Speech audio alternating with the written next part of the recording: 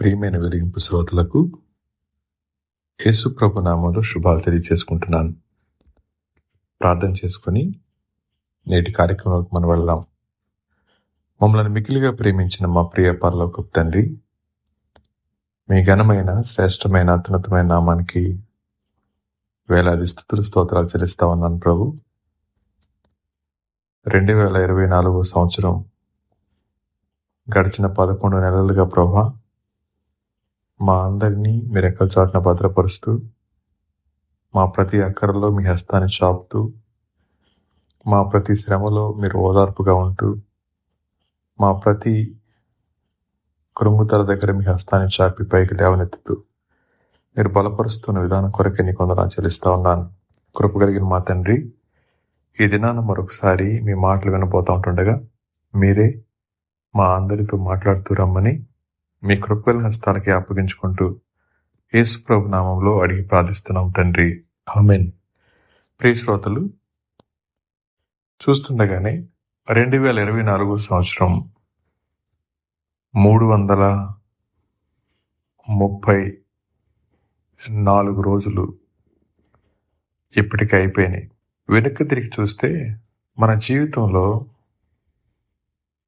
మరొక సంవత్సరం గడిచిపోబోతుంది. ఇన్ని పరిస్థితుల మధ్య డిసెంబర్ మాసంలో ప్రవేశించబడ్డాం. ఈ డిసెంబర్ రాగానే ఏదో తెలియని కొత్త అనుభూతి, మన చుట్టూ ఉన్న ప్రపంచం ఎంతో ఆహ్లాదకరంగాను సందడిగాను మన కళ్ళ ముందు కనపడుతుంటుంది.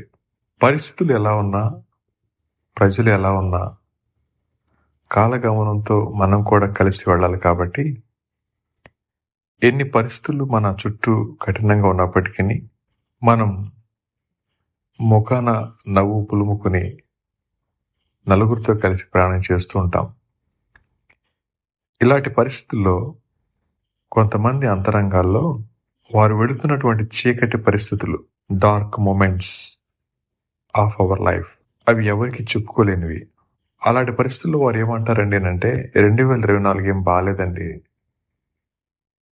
ఏందో ఈ సంవత్సరం కూడా మాకు శ్రమలే మిగిల్చింది అన్నట్లుగా మాట్లాడుతూ ఉంటారు. ఒకవేళ ఈ మాటలు వింటా ఉన్న మా ప్రియ శ్రోతలు కూడా, ఎందుకోనండి దేవుని కోసం నమ్మకంగా బతుకుతా ఉన్నాం, కానీ మాకెందుకు ఈ పరిస్థితి అనుకుంటున్నారు కదా. అయితే ఈ మాటలు మీకోసమే. దేవుడు తన బిడ్డల జీవితాల్లో చీకటి సమయాలను కొనసాగించేది వారి జీవితాల్లో తన ఉద్దేశాలు నెరవేర్చుకోవడానికి మాత్రమే ఆయన కొనసాగిస్తారు. దేవుడు తన ఉద్దేశాన్ని నెరవేర్చుకున్న మరుక్షణం ఆ శ్రమ ఆనందంగా మారిపోతుంది. ఒకవేళ ఈ మాటలు వింటా ఉన్న మీరు అటువంటి పరిస్థితులు గుండా వెళ్తా ఉన్నట్లయితే, దేవుడు మీ జీవితాల్లో జరప ఉద్దేశించినటువంటి ఆశ్చర్యకరమైన పరిస్థితులు మీరు చవి చూడగానే ఆ చీకటి మీ నుంచి దూరం అవుతుంది. ఒకసారి బైబిల్ చదువుదాం. దావీదు మహారాజు జీవితంలో ఆయన వెళ్ళినటువంటి పరిస్థితులు, ఆనందాలున్నాయి, దుఃఖాలున్నాయి, ఒంటరితనం ఉంది, అవమానాలున్నాయి, వెంటపడటం ఉంది, చంపబడటానికి సిద్ధపడటం ఉంది. ఈ అన్ని పరిస్థితుల మధ్యలో ఆయన ఎలా సంతోషంగా ఉండగలిగి ఉంటాడు? ఆలోచిస్తే సమూయేలు మొదటి గ్రంథం 30వ అధ్యాయం 6వ వచనం చదువుకుందాం. సమూయేలు మొదటి గ్రంథం 30వ అధ్యాయం 6వ వచనం. దావీదు మిక్కిలి దుఃఖపడెను, మరియు తమ తమ కుమారులను బట్టి కుమార్తెలను బట్టి జనులకు అందరికీ ప్రాణము విసికినందున రాళ్ళు రువ్వి దావీదును చంపుదం రండని వారు చెప్పుకొనగా, దావీదు తన దేవుడైన యెహోవాను బట్టి ధైర్యం తెచ్చుకొనెను. ఇంగ్లీష్లో బాగుంటుంది. And David was greatly distressed, for the people spoke of stoning him, because all the people were bittered in soul, each for his sons and daughters. But David strengthened himself in the Lord his God. David strengthened himself in the lord is God. తన దేవుడైన యెహోవాను బట్టి ధైర్యం తెచ్చుకునేను. ప్రియ శ్రోతలు, ఈ మాట వినగానే మనకి అంత ధైర్యం అనిపిస్తుంది కదా. దావీదు గారు చుట్టూ ఉన్నవారే, అప్పటి వరకు దావీదు గారితో కలిసి ఉన్నటువంటి వారే ఆయనకు వ్యతిరేకంగా తిరిగినప్పుడు వ్యతిరేకత మాటలతో మాత్రమే కాదు, రాళ్లు రువి చంపుతాం అనుకున్న పరిస్థితుల్లో ఎవరైనా ఏం చేయగలుగుతారు చెప్పండి? అలాంటి పరిస్థితుల్లో ఆయన ఏం చేశారండి అంటే యెహోవాను బట్టి ధైర్యం తెచ్చుకున్నారు అన్నమాట. కొన్నిసార్లు మన జీవితాల్లో మొదలైనటువంటి శ్రమలు ఒకవేళ 2024లో కొంతమందికి ఇప్పుడే ప్రారంభమై ఉండొచ్చు, కొంతమందికి ఆల్రెడీ మధ్యలో ఉండి ఉండొచ్చు, కొంతమంది ఆ శ్రమల చివరి వరకు వచ్చి ఉండొచ్చేమో. ఎవరెవరు ఏ స్థితిలో ఉన్నారో నాకు తెలియదు, కానీ ప్రతి సమస్యకు పరిష్కారం ఉంది అన్నమాట గుర్తుపెట్టుకోవాలి. అది ఒకవేళ సంబంధాల పరమైంది కానీ, ఆర్థిక పరమైంది కానీ, భౌతిక సంబంధమైంది కానీ, లేదా ఆధ్యాత్మిక సంబంధమైంది కానీ, ఎలాంటి పరిస్థితి అయినా, ఎలాంటి కఠినమైన పరిస్థితి అయినా ఆ విషయాల్లో కృంగిపోవాల్సిన అవసరం లేదు, నిరాశ చెందాల్సిన అవసరం లేదు. అలాంటి శ్రమలు మన జీవితాన్ని కృంగదీయాల్సిన అవసరం లేదు. ఎందుకండి అంటే దేవుడు ఎప్పటికీ మంచివాడే. God is always good. ఎప్పటికీ మంచివాడే. ఈ మాటలు వింటా ఉన్నప్పుడు మన చుట్టూ ఉన్న పరిస్థితుల్ని అర్థం చేసుకోవడం చాలా కష్టతరంగా ఉంటుంది. మనం వెళుతున్నటువంటి స్థితిని సర్లే అనుకొని సముదాయించుకోవడానికి ప్రయత్నం చేసిన మనంతరం ఒప్పుకోదు. ఎప్పుడు కూడా చుట్టూ ఉన్న వారిని చూసి ఇప్పుడు మాకేందుకు కష్టాలు అనుకోవడమే కానీ, మన జీవితాల్లో దేవుడు ఎందుకు ఉద్దేశించాడో అన్న విషయాన్ని ఆలోచించడం చాలా అరుదుగా కొద్దిమంది జీవితాల్లో మాత్రం జరుగుతుంటుంది. ప్రియ శ్రోతలు, ఒకవేళ ఈ 2024 సంవత్సరంలో మన జీవితాల్లో ఒకవేళ ఎటువంటి చీకటి పరిస్థితులు వెళ్తా ఉన్నాయో తెలియదు, కానీ అలాంటి పరిస్థితుల మధ్య ఉన్నప్పుడు మనం గుర్తుపెట్టుకోవాల్సిన మాట కొరింథీయులకు రాసిన 2వ పత్రిక 1వ అధ్యాయం 3-4 వచనాలు నేను చదువుతాను. కొరింథీయులకు రాసిన 2వ పత్రిక 1వ అధ్యాయం 3-4 వచనాలు. కనికరము చూపు తండ్రి, సమస్తమైన ఆదరణను అనుగ్రహించు దేవుడు, మన ప్రభు అయిన యేసుక్రీస్తు తండ్రియునైన దేవుడు స్తుతింపబడునుగాక. Blessed be the God and Father of our Lord Jesus Christ, the Father of mercies and God of all comfort.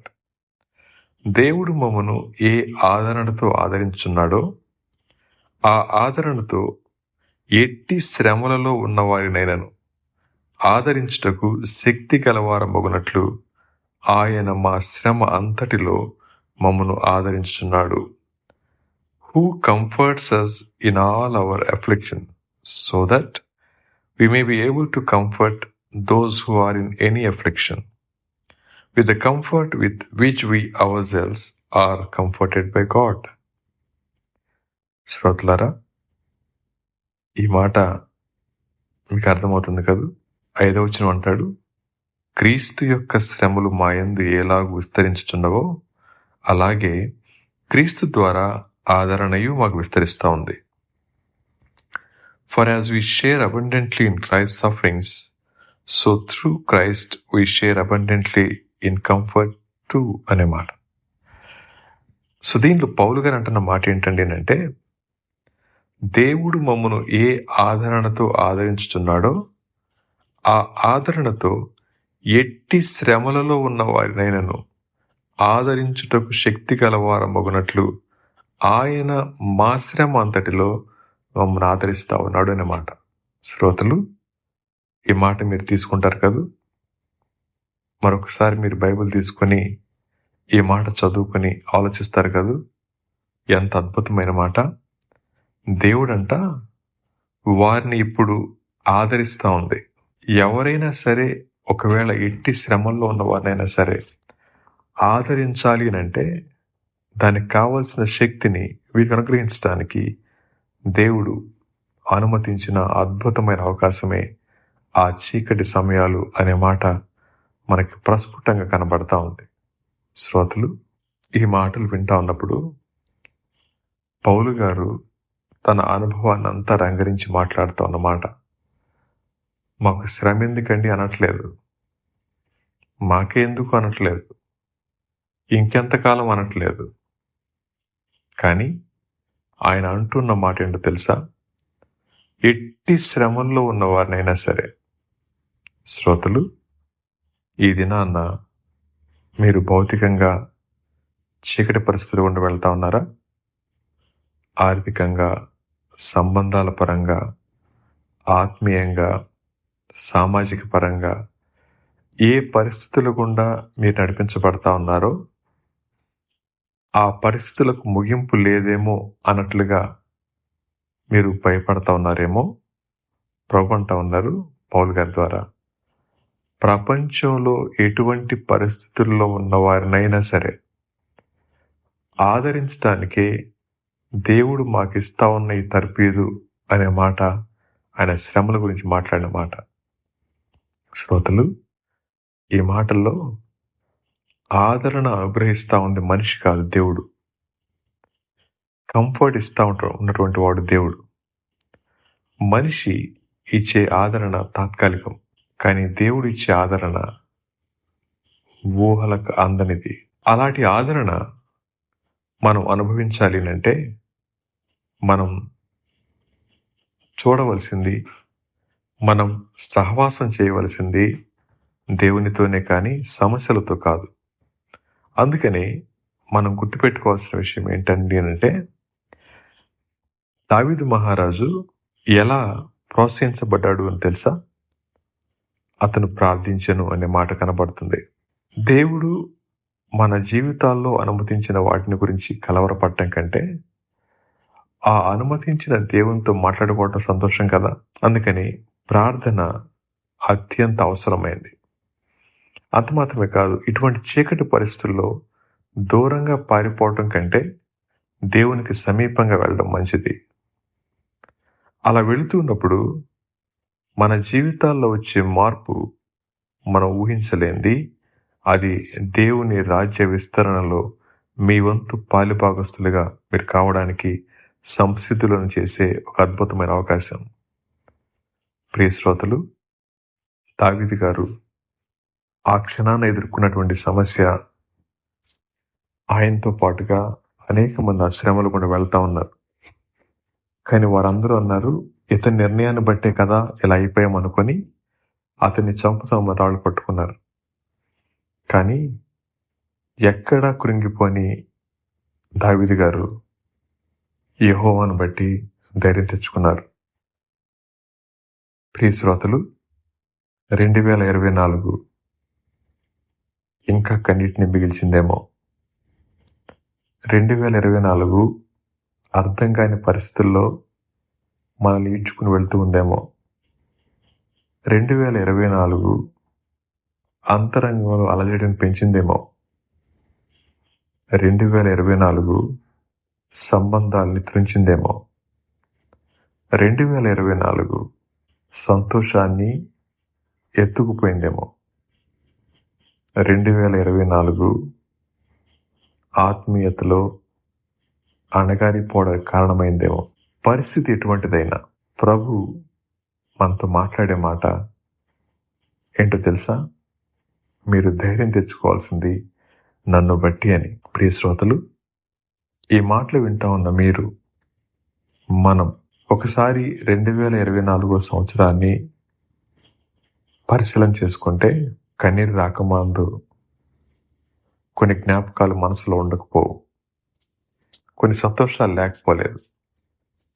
అవన్నీ ప్రక్కన పెట్టి కలవరపెడుతున్న సమస్యను పట్టుకొని అయ్యో అనుకోవడం కంటే అనుమతించిన దేవుని బట్టి ఆనందపడితే, ధైర్యం తెచ్చుకుంటే ఎంత బాగుంటుంది.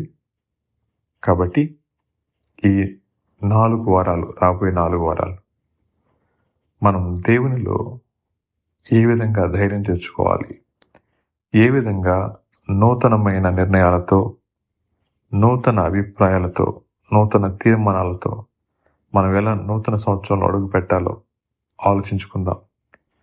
కాబట్టి ఈ మొదటి వారంగా మనం నేర్చుకున్నటువంటి పాఠం ఏంటంటే యెహోవాను బట్టి ధైర్యం తెచ్చుకుందాం అనే మాట. దేవుని బట్టి ధైర్యం తెచ్చుకుందాం. దేవుడు మిమ్మల్ని ఒక విలువైన వజ్రంగా, విలువైన సాధనంగా సానపెడతా ఉన్నారు మన చీకటి పరిస్థితుల్లో. అలాంటి మనం రాబోయే సంవత్సరాల్లో ఎటువంటి కఠిన పరిస్థితుల్లో ఉన్న వారినైనా ఆదరించడానికి అనువైన వారంగా మార్చబడతాం. అలాంటి కృప దేవుడు మనందరికీ దయచేయునుగాక. తిరిగి మరొక వారం మళ్ళీ కలుసుకునే పర్యంతం దేవుడు మనందరికీ తోడుగా ఉండునుగాక. ఆమేన్.